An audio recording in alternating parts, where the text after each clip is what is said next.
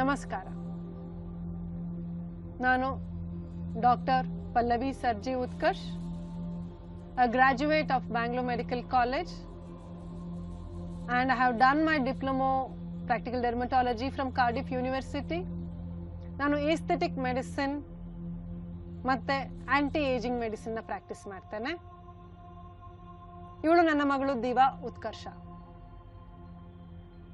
ಇವತ್ತಿನ ಕಾರ್ಯಕ್ರಮದಲ್ಲಿ ನನಗೆ ಬಹಳ ಪ್ರಿಯವಾಗಿರ್ತಕ್ಕಂತಹ ಕೆಲವೊಂದು ಯೋಗದ ವಿಧಾನಗಳನ್ನು ನಾನು ಪರಿಚಯ ಮಾಡಿಸ್ತಾ ಇದ್ದೇನೆ.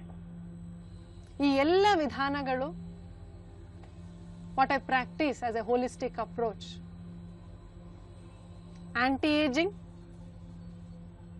ದೇಹದ ಕಾಂತಿ, ಚರ್ಮದ ಕಾಂತಿ ಅಷ್ಟೇ ಅಲ್ಲ, ನಿಮ್ಮ ದೇಹದ ಕಾಂತಿಯನ್ನು, ನಿಮ್ಮ ಆರಾ, ನಿಮ್ಮ ಎಂಟೈರ್ ಆರಾನೇ ಕೂಡ ನೀವು ಚೇಂಜ್ ಮಾಡುತ್ತೆ. You can be ever young with this technique.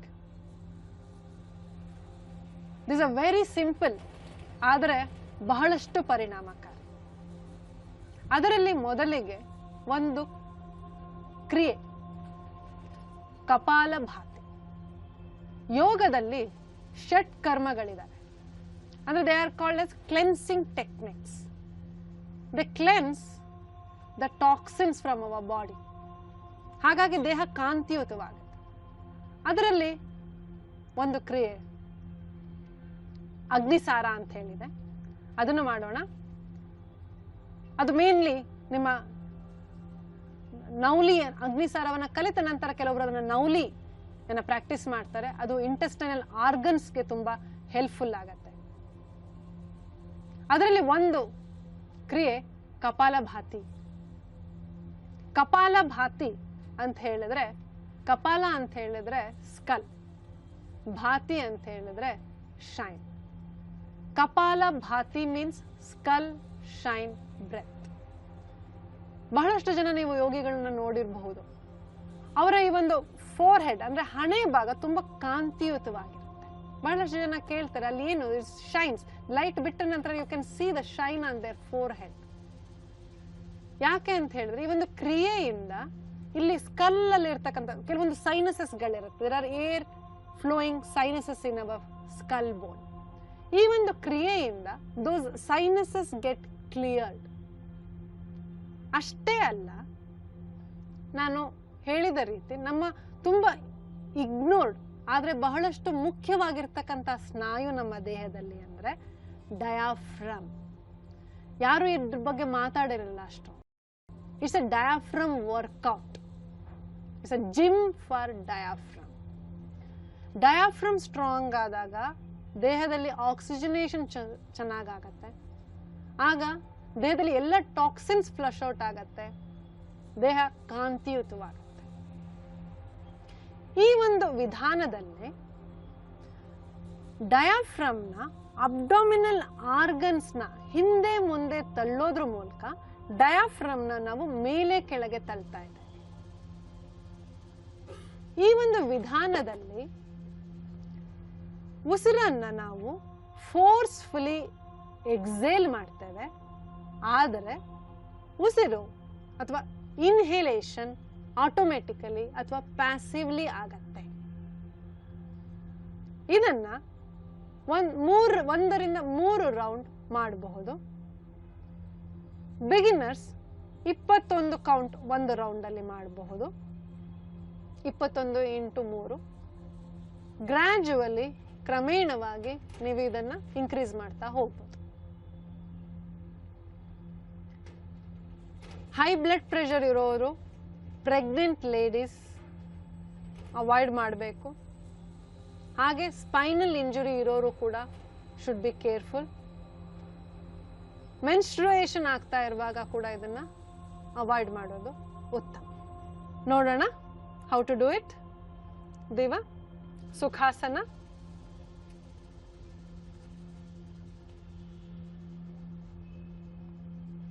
ಕೈಗಳು ಮಂಡಿಯ ಮೇಲೆ ಅಧೋಮುಖವಾಗಿರಬಹುದು ಅಥವಾ ಆಕಾಶಕ್ಕೆ ಮುಖ ಮಾಡಿ ಇರಬಹುದು. ಶೋಲ್ಡರ್ಸ್ ರಿಲ್ಯಾಕ್ಸ್ ಆಗಿರಬೇಕು. ಕಪಾಲಭಾತಿಯಲ್ಲಿ ಬಹಳಷ್ಟು ಜನ ಮಾಡ್ತಕ್ಕಂತಹ ಮಿಸ್ಟೇಕ್ಸ್ ಅಂದ್ರೆ ಶೋಲ್ಡರ್ಸ್ನ ಸ್ಟಿಫ್ ಆಗಿ ಇಟ್ಕೋತಾರೆ ಮತ್ತೆ ಮುಖವನ್ನ they wince the face and try to force the breath outside. ಮುಖ ರಿಲ್ಯಾಕ್ಸ್ ಆಗಿರಲಿ, ಶೋಲ್ಡರ್ಸ್ ರಿಲ್ಯಾಕ್ಸ್ ಆಗಿರಲಿ, ಕಣ್ಣು ಮುಚ್ಚಿ ಉಸಿರಾಟದ ಬಗ್ಗೆ ಗಮನವಿರಲಿ. ಕಣ್ಣು ಮುಚ್ಚಿ ದೀವಾ, ರಿಲ್ಯಾಕ್ಸ್ ಶೋಲ್ಡರ್ಸ್. ಗಮನ ಅಂಬಿಲಿಕಲ್ ರೀಜನ್ ಮೇಲೆ ಬರಲಿ.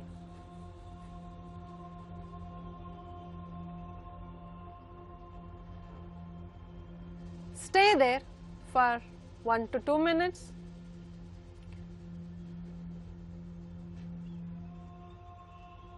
ಉಸಿರನ್ನ ಮೆಲ್ಲಗೆ ಹೊಟ್ಟೆಯ ಕೆಳಭಾಗಕ್ಕೆ ತೆಗೆದುಕೊಳ್ಳಿ.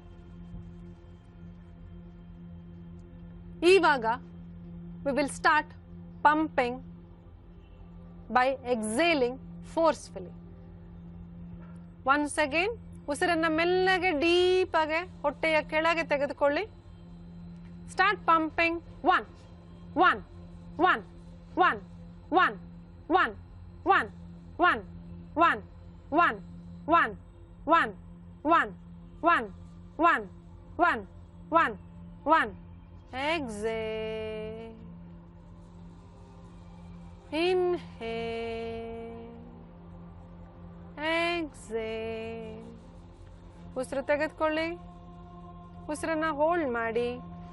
5 4 3 2 1. ಉಸಿರು ಬಿಡಿ. ರಿಲ್ಯಾಕ್ಸ್. ಉಸಿರಾಟ ಸಹಜ ಸ್ಥಿತಿಗೆ ಬರುವವರೆಗೂ ಈ ಒಂದು ಗ್ಯಾಪ್ನಲ್ಲಿ ಇರಿ. ಗಮನವಿರಿಸಿ. ಶೋಲ್ಡರ್ಸ್ ರಿಲ್ಯಾಕ್ಸ್ ಆಗಬೇಕು. ಉಸಿರನ್ನ ಫೋರ್ಸಿಬ್ಲಿ ಎಕ್ಸೇಲ್ ಮಾಡುವಾಗ ಮುಖವನ್ನ ರಿನ್ಸ್ ಮಾಡಬೇಡಿ. ಉಸಿರು ಪ್ಯಾಸಿವ್ಲಿ ಒಳಗಡೆ ಹೋಗುತ್ತೆ. ಉಸಿರನ್ನ ಫೋರ್ಸಿಬ್ಲಿ ಎಕ್ಸೇಲ್ ಮಾಡ್ತಾ ಇದ್ದೀವಿ ಥ್ರೂ ಹೊಟ್ಟೆಯನ್ನ ಪಂಪ್ ಮಾಡುವ ಮೂಲಕ. ಹೊಟ್ಟೆಯನ್ನ ಪಂಪ್ ಮಾಡ್ತಾ ಇರುವಾಗ ನಮ್ಮ ಪ್ಯಾಂಕ್ರಿಯಾಸ್, ಲಿವರ್, ಸ್ಪ್ಲೀನ್ಗೆ ಕೂಡ ಎಕ್ಸಸೈಸ್ ಆಗ್ತಾ ಇದೆ. ಗಮನಿಸಿ. Second round. ದೀವಾ, ಉಸಿರನ್ನ ಮೆಲ್ಲಗೆ ಹೊಟ್ಟೆಯ ಒಳಗೆ ಕೆಳಭಾಗಕ್ಕೆ ತೆಗೆದುಕೊಳ್ಳಿ. ಗಮನವಿರ್ತಾ let's pump. 1 1 1 1 1 1 1 1 1 1 1 1 1 1 1 1 1 1. Exhale. Inhale.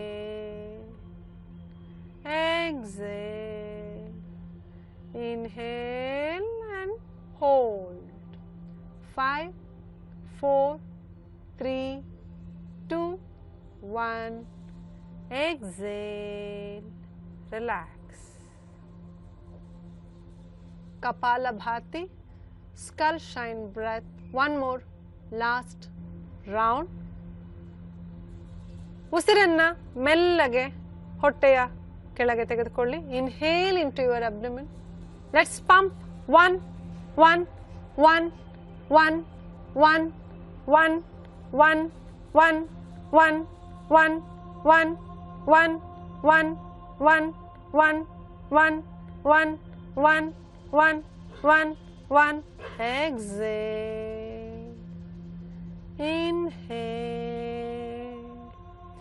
Exhale. Inhale. ಉಸಿರನ್ನ ಹಿಡಿದಿಡಿ. 5 4 3 2 1. ಉಸಿರು ಬಿಡಿ. ರಿಲ್ಯಾಕ್ಸ್. ಉಸಿರಿನ ಮೇಲೆ ಗಮನವಿರಲಿ. ಉಸಿರು ಸಹಜ ಸ್ಥಿತಿಗೆ ಬರುವುದನ್ನು ಗಮನಿಸಿ. ಈ ಒಂದು ಸ್ಥಿತಿಯಲ್ಲೂ ಕೂಡ ನೀವು ಧ್ಯಾನಕ್ಕೆ ಹೋಗಬಹುದು. ಗಮನ ಹೊಟ್ಟೆಯಲ್ಲಿ ಆಗಿರ್ತಕ್ಕಂತಹ ಚೇಂಜಸ್, ಅಂದ್ರೆ ಡಯಾಫ್ರಮ್ನಲ್ಲಿ ಆಗಿದೆ ಚೇಂಜಸ್. ಪ್ಯಾಂಕ್ರಿಯಾಸ್, ಲಿವರ್ಗೆ ವರ್ಕೌಟ್ ಆಗಿದೆ.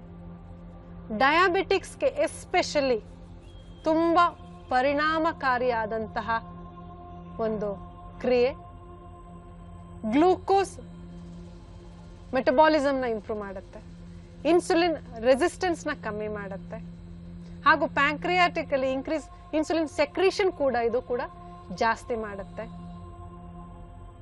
ವರ್ಕೌಟ್ ಫಾರ್ ಡಯಾಫ್ರಮ್ ಸ್ಟ್ರಾಂಗ್ ಆಗತ್ತೆ, ಲಂಗ್ ಕೆಪಾಸಿಟಿ ಇಂಪ್ರೂವೈಸ್ ಆಗತ್ತೆ, ಸೈನಸಸ್ ಕ್ಲಿಯರ್ ಆಗತ್ತೆ, hence you shine. Skull, shine, breath, ಕಪಾಲ ಭಾತಿ.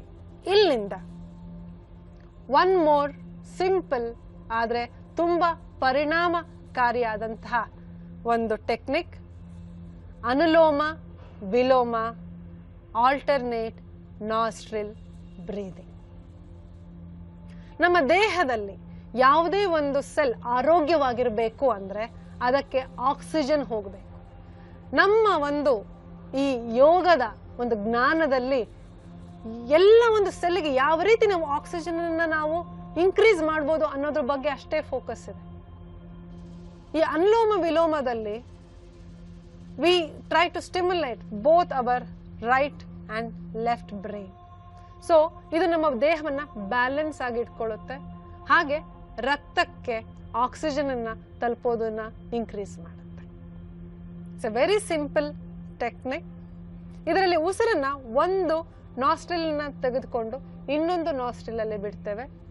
ಯಾವ ನಾಸ್ಟ್ರಿಲ್ ಇಂದ ಬಿಟ್ಟಿರ್ತೇವೆ ಅದೇ ಒಂದು ಮೂಗಿನ ಒಳ್ಳೆಯಿಂದ ಮತ್ತೆ ಉಸಿರನ್ನ ತೆಗೆದುಕೊಳ್ತಾ ಇನ್ನೊಂದು ಒಳ್ಳೆಯಿಂದ ನಾವು ಆಚೆ ಬಿಡ್ತೇವೆ. ಇದನ್ನ ದಿನದಲ್ಲಿ 9 to ಮಿನಿಮಮ್ 9 ರೌಂಡ್ಸ್ ನೀವು ಮಾಡಿದ್ದೇ ಆಯ್ತು ಅಂದ್ರೆ ತುಂಬಾ ಪರಿಣಾಮಕಾರಿ.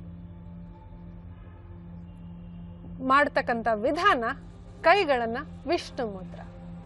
ದೇವ ಫ್ಲೆಕ್ಸ್ ಯುವರ್ ಇಂಡೆಕ್ಸ್ ಮತ್ತೆ ತೋರು ಬೆರಳು ಮತ್ತೆ ಮಧ್ಯ ಬೆರಳನ್ನ ಮಡಚಿ, ಹೆಬ್ಬೆರಳು, ರಿಂಗ್ ಫಿಂಗರ್ ಮತ್ತೆ ಲಿಟಲ್ ಫಿಂಗರ್ ಓಪನ್ ಇರಲಿ.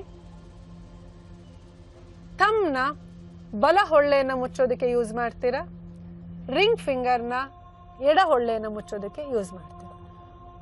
ಮೂಗನ್ನ ಆದಷ್ಟು ತುಂಬಾ ಮೂವ್ ಮಾಡಬೇಡಿ, ಇಟ್ ಇಸ್ ಜಸ್ಟ್ ಜೆಂಟ್ಲಿ ಮೂಗಿನ ನಾಸ್ಟ್ರಿಲ್ನ ಮುಚ್ಚೋದಕ್ಕೆ ಮಾತ್ರ ಯೂಸ್ ಮಾಡಿ. ಯಾವ ಕಡೆ ಉಸಿರು ಬಿಡ್ತೀರೋ ಅದೇ ಕಡೆ ಉಸಿರನ್ನ ನೀವು ತೆಗೆದುಕೊಳ್ಬೇಕು. ಮೊದಲಿಗೆ ನಾವು ಲೆಫ್ಟ್ ನಾಸ್ಟ್ರಿಲ್ ಇಂದ ಶುರು ಮಾಡ್ತೇವೆ. ದೇವ come to Vishnu mudra. Left hand facing the sky, chin mudra. Close your right nostril. Start inhaling from the left, 4 counts. 4, 3, 1. Exhale through right, 4, 3, 2, 1. ಉಸಿರು ತೆಗೆದುಕೊಳ್ಳಿ, 4, 3, 2, 1. ಎಡಗಡೆಗೆ ಉಸಿರು ಬಿಡಿ, 4, 3, 2, 1. ತೆಗೆದುಕೊಳ್ಳಿ ಉಸಿರು, 4, 3, 2, 1. ಬಲಗಡೆಗೆ ಉಸಿರು ಬಿಡಿ, 4, 3, 2, 1. ಬಲ ಉಸಿರು, 4, 3, 2, 1. ಎಡಗಡೆಗೆ ಬಿಡಿ, 4, 3, 2, 1. Inhale, 4, 3, 2, 1. Exhale, right, 4, 3, 2, 1. Inhale, right, 4, 3, 2, 1. Exhale, left, 4, 3, 2, 1. ದೇವ ಕಂಟಿನ್ಯೂ. ಹೀಗೆ ಇನ್ನು ಕೆಲವು ರೌಂಡ್ಸ್ಗಳನ್ನ ಕಂಟಿನ್ಯೂ ಮಾಡಿ. ನೆನಪಿಡಿ, ಕೈಗಳು ಬೆರಳುಗಳು ಕೇವಲ ನಾಸ್ಟ್ರಿಲ್ನ ಕ್ಲೋಸ್ ಮತ್ತೆ ಓಪನ್ ಮಾಡೋದಕ್ಕೆ ಯೂಸ್ ಮಾಡಬೇಕು. ಮೂಗನ್ನ ಮೂವ್ ಮಾಡಬೇಡಿ ಜಾಸ್ತಿ. ಉಸಿರು ಎಳ್ಕೊಳ್ಳುವಾಗ ಗಮನಿಸಬೇಕಾದಂತಹ ಕೆಲವೊಂದು ಅಂಶಗಳಿದ್ದಾವೆ. ಒಂದು, ಶೋಲ್ಡರ್ಸ್ನ ಸ್ಟ್ರೈನ್ ಮಾಡಬಾರ್ದು. ಶೋಲ್ಡರ್ಸ್, ಫೇಸ್ ರಿಲ್ಯಾಕ್ಸ್ ಆಗಿರಬೇಕು. ಉಸಿರನ್ನ ತೆಗೆದುಕೊಳ್ಳುವಾಗ ನಿಮ್ಮ ಕೆಪಾಸಿಟಿಗಿಂತ ಜಾಸ್ತಿ ತೆಗೆದುಕೊಳ್ಬೇಡಿ. ಕೆಲವರು ದೀರ್ಘವನಿಗೆ ಉಸಿರು ಎಳ್ಕೋಬೇಕು ಅಂದಾಗ ಅಂತ ಹೇಳ್ಕೊಳ್ತಾರೆ, ಅದರಿಂದ ಯಾವ ರೀತಿ ಕೂಡ ಪರಿಣಾಮ ಆಗೋದಿಲ್ಲ. Start with your low capacity. 4 counts ಇಂದ ಶುರು ಮಾಡಿ ಪ್ರತಿ 2 ವಾರಕ್ಕೊಮ್ಮೆ ಒಂದೊಂದು ಕೌಂಟ್ನ ನೀವು ಇನ್ಕ್ರೀಸ್ ಮಾಡ್ತಾ ಹೋಗ್ಬೋದು. ಹಾಗೆ ಉಸಿರನ್ನು ಬಿಡ್ತಾ ಕೆಲವೊಮ್ಮೆ ಗ್ಯಾಸ್ಪ್ ಮಾಡ್ತೇವೆ. ಉಸಿರನ್ನು ಬಿಟ್ಟು ಉಸಿರು ತೆಗೆದುಕೊಳ್ಳುವಾಗ ವಿ ಗ್ಯಾಸ್ಪ್ ಫಾರ್ ಆಕ್ಸಿಜನ್, ಅಂದ್ರೆ ಅಂತೇಳಿ ಜರ್ಕ್ ರಿಯಾಕ್ಷನ್ಸ್ ಇರುತ್ತೆ. ಸೊ ಉಸಿರು ತುಂಬ ಕಂಟಿನ್ಯೂಸ್ ಆಗಿ ಫ್ಲೋ ಆಗಬೇಕು. No jerk in the breath. It's like a flowing water. ಸರಾಗವಾಗಿರಬೇಕು. ಶೋಲ್ಡರ್ಸ್, ಫೇಸ್ ರಿಲ್ಯಾಕ್ಸ್ ಆಗಿರಬೇಕು. 4 ಕೌಂಟಿಂದ ಶುರು ಮಾಡಿ ಪ್ರತಿ 2 ವಾರಕ್ಕೊಮ್ಮೆ ಅಥವಾ 1 ವಾರಕ್ಕೊಮ್ಮೆ ಒಂದೊಂದು ಕೌಂಟ್ನ ಇನ್ಕ್ರೀಸ್ ಮಾಡ್ತಾ ಹೋಗಿ. ಗುರುವಿನ ಮಾರ್ಗದರ್ಶನದಲ್ಲಿ ಶುರು ಮಾಡಿ ದಿನನಿತ್ಯ ನೀವು ಮಾಡಿದ್ದೇ ಆಯಿತು ಅಂದರೆ ನಿಮ್ಮ ದೇಹ ಆರೋಗ್ಯಕರವಾಗಿ ಕಾಂತಿಯುತವಾಗಿ ಕೂಡಿರುತ್ತೆ. This is also a meditative asana. ಈ ಆಸನದಿಂದ ಕೂಡ ನೀವು ಧ್ಯಾನಕ್ಕೆ ಹೋಗ್ಬೋದು. ಧ್ಯಾನ best anti aging technique, best anti inflammatory. ನೀವು ಇವಾಗಿನ ಕಾಲದಲ್ಲಿ ಇನ್ಸ್ಟಾಗ್ರಾಮ್ ವರ್ಡ್ಸ್ ನೋಡಿರ್ಬೋದು, anti oxidant, anti inflammatory, anti aging. The best technique is meditation. ದೀವಾ, you can sit in Sukhasana, Chin Mudra. Alternate nostril breathing ಅಥವಾ ಕಪಾಲಭಾತಿ, ಯಾವುದೇ ಟೆಕ್ನಿಕ್ ಇಂದ ನೀವು ಮೆಡಿಟೇಷನ್ಗೆ ಹೋಗ್ಬೋದು. ಗಮನ ಉಸಿರಾಟದ ಮೇಲೆ ಇರಲಿ. ಉಸಿರು ಅನುಲೋಮ ವಿಲೋಮ ಅಥವಾ ಕಪಾಲಭಾತಿ ಆದಮೇಲೆ ಅದನ್ನ ಮೆಲ್ಲಗೆ ಇಟ್ ವಿಲ್ ಸೆಟಲ್ ಡೌನ್. ಇಲ್ಲ ಮೂಗಿನ ತುದಿಯಲ್ಲಿ ಅಥವಾ ಮೂಗಿನ ಒಳಗಡೆ ಸೆಟಲ್ ಆಗತ್ತೆ. ಅದರ ಮೇಲೆ ಗಮನ ಇರಲಿ. ಆ ಒಂದು ಸ್ಥಿತಿಯಲ್ಲಿ ನೀವು ನಿಮ್ಮ ಯಾವುದೇ ರೀತಿ ಕಂಫರ್ಟಬಲ್ ಪೊಸಿಷನ್, ಸುಖಾಸನ ಆಗಿರ್ಬೋದು, ವಜ್ರಾಸನ ಆಗಿರ್ಬೋದು, ಪದ್ಮಾಸನ ಆಗಿರ್ಬೋದು, ಕುಳಿತುಕೊಳ್ಳಿ. Still your mind, quieten your mind. ಯೋಚನೆಗಳು ಬರಬಹುದು ಲೈಕ್ ಎ ಟ್ರೇಲರ್. ಫೋರ್ಸಿಬ್ಲಿ ಯಾವುದೇ ಯೋಚನೆಗಳನ್ನ ಕಂಟ್ರೋಲ್ ಮಾಡಬೇಡಿ. ಆದರೆ ಆ ಯೋಚನೆ ಹಿಂದೆ ಹೋಗಿ ಅದನ್ನ ಮೂವಿ ಮಾಡಬೇಡಿ. Let thoughts flow like a trailer. It will go, but later you will achieve one still point. ಇಲ್ಲ ಥಾಟ್ಸ್ ಕಂಟ್ರೋಲ್ ಆಗ್ತಾ ಇಲ್ಲ ಅಂದರೆ ನೀವು ಯಾವುದೇ ರೀತಿಯ ಒಂದು ಚಾಂಟ್ನ ಮಾಡ್ಬೋದು. If you don't know any chant, you can just do simple chant like Omkara and stay in this position at least ದಿನದಲ್ಲಿ 10 ರಿಂದ 15 ನಿಮಿಷ ಡೈಲಿ ಪ್ರಾಕ್ಟೀಸ್ ಮಾಡ್ತಾ ಬನ್ನಿ. ಅದನ್ನ ದಿನಕ್ಕೆ 2 ಬಾರಿ 20 ನಿಮಿಷ ಮಾಡಿದ್ದೇ ಆಯಿತು ಅಂತಂದ್ರೆ ನಿಮ್ಮ ದೇಹದಲ್ಲಿ ಆಗ್ತಕ್ಕಂಥ ಬದಲಾವಣೆಗಳನ್ನ ನೀವು ಗಮನಿಸಿ ನೀವೇನೆ ಆಶ್ಚರ್ಯಚಕಿತರಾಗ್ತೀರ. Meditation is a very very good anti aging technique. ದೇಹದ ಆರೋಗ್ಯಕ್ಕೆ ಷಟ್ ಕರ್ಮಗಳು ಅಂದರೆ 6 ಕ್ಲೆನ್ಸಿಂಗ್ ಟೆಕ್ನಿಕ್ಸ್ನ ಯೋಗ ಪ್ರಿಸ್ಕ್ರೈಬ್ ಮಾಡುತ್ತೆ. ಅದರಲ್ಲಿ ಒಂದು ನೇತಿ, ಜಲನೇತಿ, ಸೂತ್ರನೇತಿ ಅಂತ ಹೇಳಿ ಮಾಡ್ತಾರೆ. ಇವಾಗ ನಾನು ತೋರಿಸ್ತಾ ಇರ್ತಕ್ಕಂಥದ್ದು Jalaneti. It will help in cleansing your sinuses. ಹಾಗಾಗಿ ನಿಮಗೆ ಸೈನಸ್ ಪ್ರಾಬ್ಲಮ್ ಇದ್ರೆ, ನೋಸ್ ಬ್ಲಾಕ್ ಇದ್ರೆ, ಅಲರ್ಜಿಕ್ ರೈನೈಟಿಸ್ ಇದ್ರೆ, ಮೈಗ್ರೇನ್ ಇದ್ರೆ, ಹೆಡೇಕ್, ಇದು ತುಂಬಾ ಪರಿಣಾಮಕಾರಿಯಾದಂತಹ ಒಂದು ಟೆಕ್ನಿಕ್. ಮಾಡ್ತಕ್ಕಂಥ ವಿಧಾನ ಲ್ಯೂಕ್ವಾರ್ಮ್ ವಾಟರ್, ನೀರು ಸ್ವಲ್ಪ ನಿಮ್ಮ ದೇಹದ ಉಷ್ಣತೆಗೆ ತಕ್ಕಂಗೆ ಅಷ್ಟು ಬೆಚ್ಚಗಿರಬೇಕು. ಅದರಲ್ಲಿ ಸ್ವಲ್ಪ ಉಪ್ಪನ್ನ ಹಾಕ್ತೇವೆ. ಉಪ್ಪು ಎಷ್ಟು ಹಾಕಬೇಕು ಅಂದ್ರೆ ನಿಮ್ಮ ಬೆವರು ಅಥವಾ ಕಣ್ಣೀರು ಯಾವ ರೀತಿ ಉಪ್ಪನ್ನ ಟೇಸ್ಟ್ ಮಾಡುತ್ತೋ ಅಷ್ಟು ಉಪ್ಪಿನ ಅಂಶ ನೀರಿನಲ್ಲಿ ಇದ್ರೆ ಸಾಕು. ಆ ನೀರನ್ನ, ಇದು ನೇತಿ ಪಾಟ್ ಎಲ್ಲ ಕಡೆ ಸಿಗತ್ತೆ, ಅದರಲ್ಲಿ ಹಾಕೊಂಡು ಒಂದು ಒಳ್ಳೆನಲ್ಲಿ ನೀರನ್ನ ಹಾಕಿ ಇನ್ನೊಂದು ಒಳ್ಳೆನಲ್ಲಿ ನೀರನ್ನ ತೆಗಿತೇವೆ. So it will cleanse the sinuses. ನಿಮ್ಮ ಮೂಗಿನ ಸ್ಟಫಿನೆಸ್ ಕೂಡ ಕಮ್ಮಿ ಆಗತ್ತೆ. ಕೋವಿಡ್ ಅಲ್ಲಿ ಬಹಳಷ್ಟು ಜನ ಇದನ್ನ ಮಾಡಿರಬಹುದು. Let's see how to do it. So Jalaneti pot ಇದೆ ನಮ್ಮ ಹತ್ರ. ಅದರಲ್ಲಿ ಲ್ಯೂಕ್ವಾರ್ಮ್ ವಾಟರ್, ಸಾಲ್ಟ್, ನಮ್ಮ ಬೆವರು ಅಥವಾ ಕಣ್ಣೀರಿನ ರುಚಿ ಎಷ್ಟಿರುತ್ತೋ ಆ ರೀತಿಯ ಅಮೌಂಟ್ನ ಸಾಲ್ಟ್ ಇದೆ. ವಜ್ರಾಸನದಲ್ಲಿ ಅಥವಾ ಸುಖಾಸನದಲ್ಲಿ ಕುತ್ಕೋಬಹುದು, ಅಥವಾ you can sit in a squatting position also.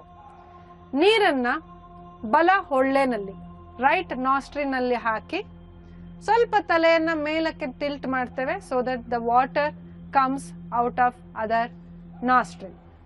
ಉಸಿರಾಟ ಬಾಯಿಯ ಮೂಲಕ ಇರಲಿ, ಯಾಕಂದ್ರೆ ನಾಸ್ಟ್ರಿಲ್ ಅಲ್ಲಿ ಗಾಳಿ ಹೋಗ್ತಾ ಇದೆ. ಸೊ ಉಸಿರನ್ನ ನೀವು ಬಾಯಿಂದ ಮಾಡ್ತಾ ಬನ್ನಿ. See that. Very good.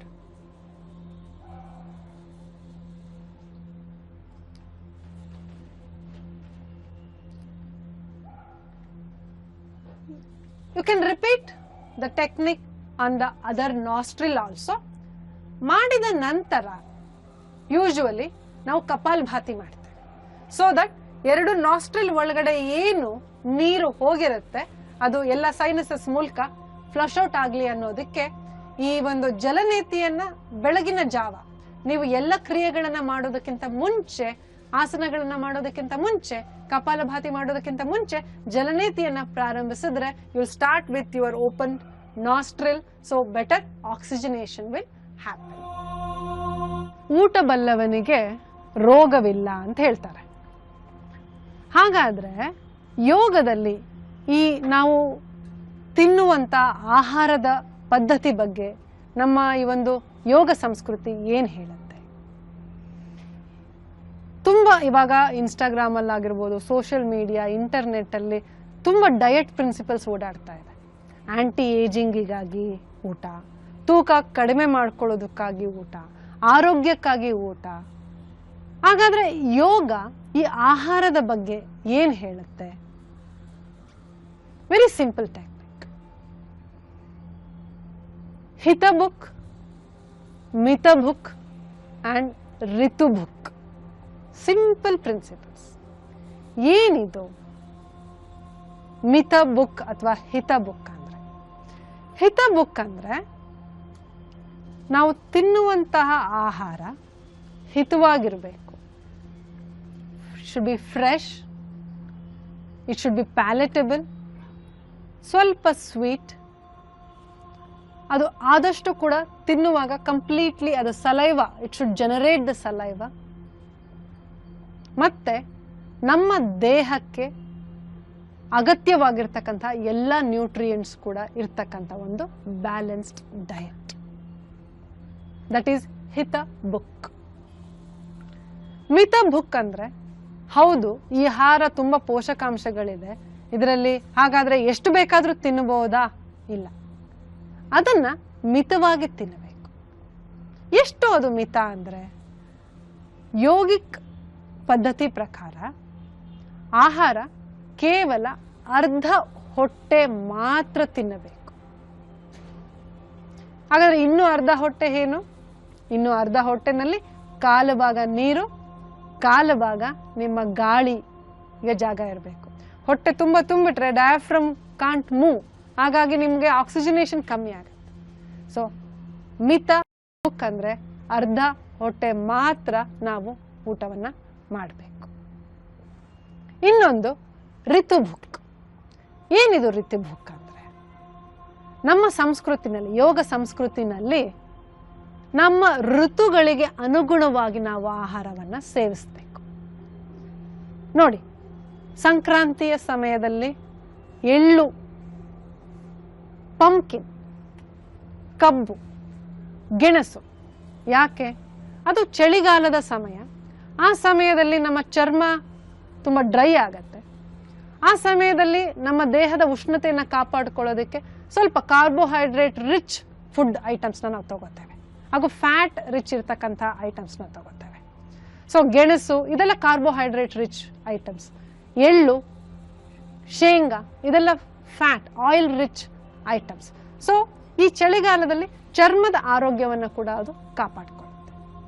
ಅದೇ ನೋಡಿ, ಶಿವರಾತ್ರಿಯ ನಂತರ ಬೇಸಿಗೆಗಾಲ ಶುರು ಆಗುತ್ತೆ. ಆಗ ನಮಗೆ ಈ ಗೆಣಸು ಅವುಗಳನ್ನ ಜೀರ್ಣಿಸ್ಕೊಳ್ಳುವಂತಹ ಅಥವಾ ಆಲೂಗಡ್ಡೆ ಕಾರ್ಬೋಹೈಡ್ರೇಟ್ ರಿಚ್ ಐಟಮ್ಸ್ಗಳು ಬೇಡ. ಆ ಟೈಮಲ್ಲಿ ಲೈಟ್ ಆಗಿರ್ತಕ್ಕಂತಹ ಪಾನಕಗಳಾಗಿರ್ಬೋದು, ಫ್ರೂಟ್ ಸಲಾಡ್, ಹಸಿ ತರಕಾರಿಗಳು, ಮೊಳಕೆ ಕಾಳುಗಳು, ಅವುಗಳನ್ನು ನಾವು ಶುರು ಮಾಡ್ತೇವೆ. ಸೊ ಹಾಗಾಗಿ ಋತುಗಳಿಗೆ ಅನುಗುಣವಾಗಿ ನಾವು ಆಹಾರವನ್ನು ಸೇವಿಸೋದ್ರಿಂದ ನಮ್ಮ ಆರೋಗ್ಯ ಕಾಪಾಡಿಕೊಳ್ಳುತ್ತೆ.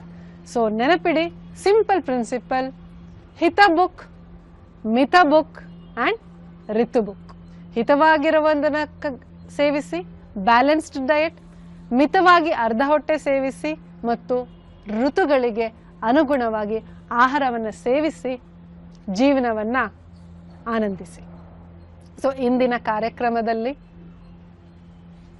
ಜಲನೇತಿ, ಸೈನಸ್ ಕ್ಲೆನ್ಸಿಂಗ್ ಟೆಕ್ನಿಕ್ ಮತ್ತು ಕಪಾಲಭಾತಿ, ಆಲ್ಟರ್ನೇಟ್ ನಾಸ್ಟ್ರಿಲ್ ಬ್ರೀದಿಂಗ್ ಅಥವಾ ಅನುಲೋಮ ವಿಲೋಮ ಮತ್ತು ಧ್ಯಾನದಿಂದ ನಾವು ಹೇಗೆ ನಮ್ಮ ದೇಹದಲ್ಲಿ ಆಂಟಿ ಆಕ್ಸಿಡೆಂಟ್ ಪ್ರಾಪರ್ಟೀಸ್ನ ಇನ್ಕ್ರೀಸ್ ಮಾಡ್ಕೋಬಹುದು, ರಿಂಕಲ್ಸ್ನ ಕಮ್ಮಿ ಹೇಗೆ ಮಾಡ್ಕೋಬಹುದು ಮತ್ತು ಫೇಸ್ನ ಕಾಂತಿಯುತವಾಗಿ ಹೇಗೆ ಇಟ್ಕೊಳ್ಳಬಹುದು ಅನ್ನೋದ್ರ ಬಗ್ಗೆ ಗಮನವನ್ನು ಕೊಟ್ವಿ. ಹಾಗೆ ಋತುಬುಕ್, ಮಿಥುಬುಕ್ ಮತ್ತು ಇಥಬುಕ್ ವಿಧಾನಗಳಿಂದ ದೇಹವನ್ನು ಸಮತೋಲನವಾಗಿ ಕಾಪಾಡಿಕೊಳ್ಬಹುದು ಅನ್ನೋದನ್ನ ಕಲಿತ್ವಿ. ಧನ್ಯವಾದ.